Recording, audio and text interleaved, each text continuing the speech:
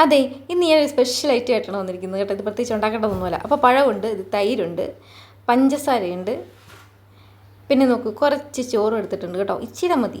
പിന്നെ ഉണ്ടല്ലോ, എന്താണ് ഉണ്ടാക്കാൻ പോകുന്നത് ഇപ്പോൾ ആലോചിക്കുന്നില്ലേ? പണ്ട് കാലത്ത് നമ്മുടെ ഇവിടെയൊക്കെ ഉണ്ടല്ലോ, ഈ വീടുകളിൽ സദ്യയൊക്കെ വെച്ചിട്ട് അവസാനം ഇതുപോലെ കുറച്ച് ചോറ് ഇട്ടിട്ട് ഇതുപോലെ പഴം വെക്കുവേ കേട്ടോ. പാളയംകോടൻ പഴമാണെങ്കിൽ സൂപ്പറായിരിക്കും. പിന്നെ ഇതുപോലെ ഇതേ തൈര് എടുത്തിട്ടിടും, ആവശ്യത്തിന് കട്ട തൈര്. പിന്നെ ഷുഗറുള്ളവരും തണുപ്പ് കഴിക്കാൻ പറ്റത്തില്ലാത്തവരും മസ്റ്റ് അവോയ്ഡ് കേട്ടോ. പിന്നെ ഇതുപോലെ കണ്ടോ, പഞ്ചസാര ആവശ്യത്തിന് നമ്മൾ അതിനകത്തൊട്ടിടും. എന്നിട്ട് ഇതെല്ലാം കൂടി ഒന്ന് കൂട്ടി കുഴച്ചൊരു കഴിപ്പുണ്ട് കേട്ടോ. ഈ സദ്യയുടെ അവസാനമാണല്ലോ, നമ്മൾ ഇരുന്നങ്ങ് കഴിക്കും കേട്ടോ. ഇത് കഴിച്ച് കഴിയുമ്പോൾ വയറങ്ങ് വല്ലാതെ നിറയും. ഇത് പഴയ ചെറിയ പ്രായത്തിലൊക്കെ നമ്മൾ കഴിക്കുന്നത് എനിക്ക് ഓർമ്മ വരും കേട്ടോ. ഇപ്പോഴും ഇത് എവിടെയെങ്കിലുമൊക്കെ ഉണ്ടോ എന്ന് എനിക്ക് അറിഞ്ഞുകൂടാ. ഇവിടെ മാത്രമാണ് ഇങ്ങനെ കഴിക്കുന്നതെന്ന് അറിയത്തില്ല കേട്ടോ. ഇത് വേറെ ഏതെങ്കിലും സ്ഥലങ്ങളിൽ ഇതുപോലെയൊക്കെ കഴിക്കുന്നുണ്ടെങ്കിൽ ഒന്ന് പറയണേ.